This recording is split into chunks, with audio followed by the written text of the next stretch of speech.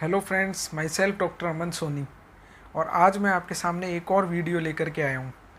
तो फ्रेंड्स, काफ़ी सारे लोगों के साथ में सेंसिटिविटी की प्रॉब्लम होती है, मतलब ठंडा गर्म लगने का, ठंडा गर्म लगकर और उनके दांतों में झंझनाहट होती है। तो मोस्ट ऑफ लोगों के साथ में जब सेंसिटिविटी स्टार्ट होती है तो वो किसी मेडिकल स्टोर पे जा कर के और कोई पेस्ट ले लेते हैं और उस पेस्ट को लगातार यूज़ करके और ये कोशिश करते हैं कि उनकी सेंसिटिविटी बिल्कुल ठीक हो जाए, उनके दांत में जो ठंडा गर्म लग रहा है वो बिल्कुल ठीक हो जाए। काफ़ी सारे केसेस में सेंसिटिविटी पेस्ट करने के बावजूद भी ठीक नहीं हो पाती है। तो क्या कारण है कि सेंसिटिविटी काफ़ी तरीके के पेस्ट और काफ़ी टाइम तक यूज़ करने के बाद भी सेंसिटिविटी कम नहीं होती और सेंसिटिविटी लगातार बढ़ती जाती है? जब भी आप कुछ ठंडा गर्म लेते हैं तो सेंसिटिविटी होती है। सेंसिटिविटी होने के काफ़ी सारे रीज़न्स हैं। अगर आपके दांतों के ऊपर का इनेमल कमज़ोर है तो हो सकता है कि आपको पेस्ट से रिलीफ मिल जाए, पर उसके अलावा भी काफ़ी सारे रीज़न्स हैं जिसकी वजह से सेंसिटिविटी होती है। उसके अंदर से एक सबसे कॉमन रीज़न है कि आपका ब्रश ठीक से नहीं करना।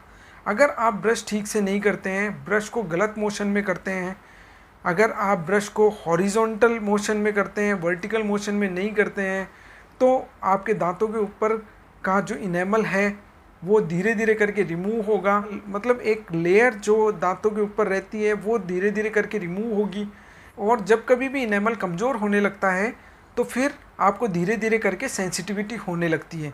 काफ़ी सारे पेशेंट्स में गलत तरीके से ब्रश करने की वजह से सर्वाइकल एब्रेजन हो जाता है। सर्वाइकल एब्रेजन मतलब आपके दांतों के ऊपर वाले हिस्से में कुछ कटाव होने लग जाता है, जिसका फिर पेस्ट से कोई भी ट्रीटमेंट नहीं हो पाता है।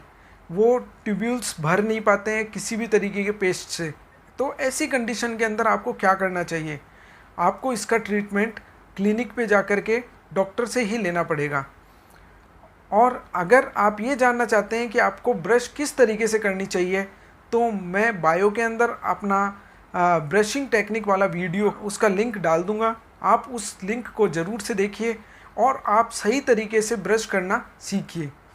वो ब्रश करने का जो टेक्निक है, हो सकता है कि आपको काफ़ी ज़्यादा हेल्प मिले। दूसरा और एक कॉमन कारण ये भी होता है कि अगर आपको एसिडिटी रहती हो, अगर आपको खाना खाने के बाद में खट्टी डकार वगैरह या फिर एसिडिटी जैसी प्रॉब्लम लगती है, तो फिर हो सकता है कि आपके दांतों में सेंसिटिविटी चालू हो जाए। क्योंकि जब पेट के अंदर एसिड सिक्रेशन होता है तो जैसे जैसे एसिडिटी बनती है तो वो एसिड आपके दांतों के ऊपर की लेयर को काफ़ी ज़्यादा ख़राब करता है और धीरे धीरे करके आपका इनेमल हटने लगता है, कम होने लगता है और फिर आपको सेंसिटिविटी धीरे धीरे करके ज़्यादा होने लगती है। उसको ठीक करने के लिए आपको पहले एसिडिटी का ट्रीटमेंट लेना पड़ेगा और उसके बाद में आपको कोई डिसेंसिटाइज़र पेस्ट वगैरह यूज़ करने होंगे। वो पेस्ट यूज़ करने के बाद में धीरे धीरे करके वो ट्यूब्यूल्स, डेंटाइनल ट्यूब्यूल्स भरने लगेंगे। जब वो डेंटाइनल ट्यूब्यूल्स भरने लगेंगे तो आपकी सेंसिटिविटी धीरे धीरे करके कम होने लगेगी। देखिए फ्रेंड्स, हर तरीके के सेंसिटिविटी केसेस में आपका ये पॉसिबल नहीं है कि हर जगह पेस्ट काम करे। पेस्ट काम करता है, काफ़ी जगह करता है, पर सब जगह नहीं करता है। तो उसी से रिलेटेड मैं आपको बताना चाह रहा हूँ कि हर बार सिर्फ पेस्ट के भरोसे नहीं रहें। इसके अलावा आप ये भी देख सकते हैं कि अगर आपका कोई दांत फ्रैक्चर हो गया हो, अगर किसी दांत में फ्रैक्चर हो गया है, वो फट चुका है, तो उस दांत का पल्प एक्सपोज हो जाएगा। उस दांत के ऊपर जो इनेमल और डेंटिन है वो हट जाएगा, डायरेक्ट आपका पल्प एक्सपोज हो जाएगा। जो कुछ भी ठंडा गर्म आप लेंगे तो वो डायरेक्ट आपके पल्प को इफ़ेक्ट करेगा। जैसे ही पल्प को इफ़ेक्ट करेगा तो आपको काफ़ी ज़्यादा ठंडा या गर्म एक साथ महसूस होगा। उसके लिए दांत का रूट कैनाल ट्रीटमेंट होगा।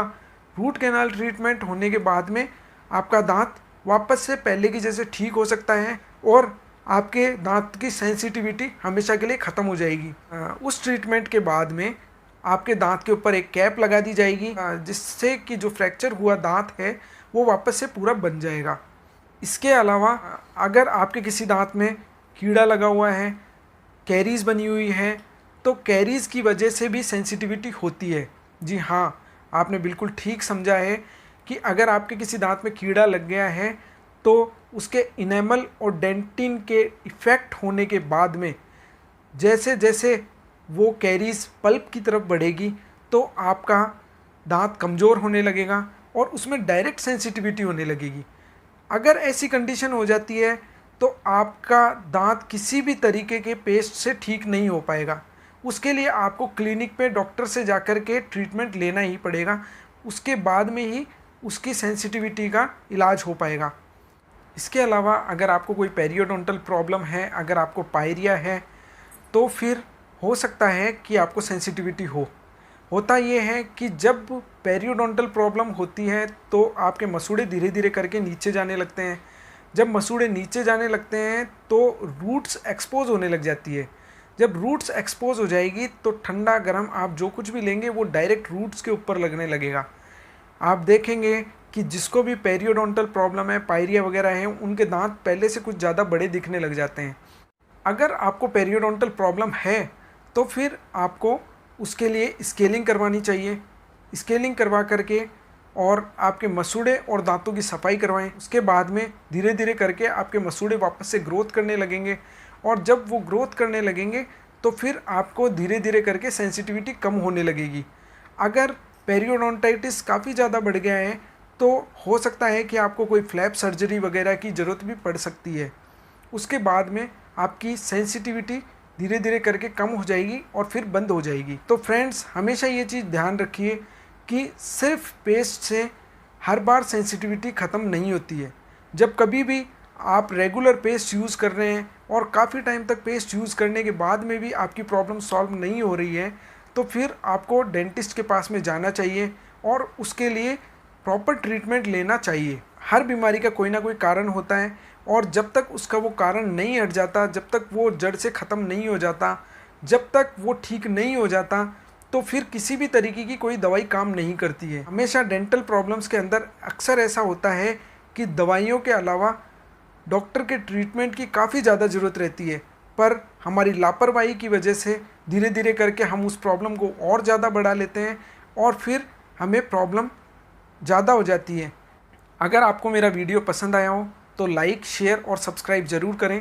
Thank you so much.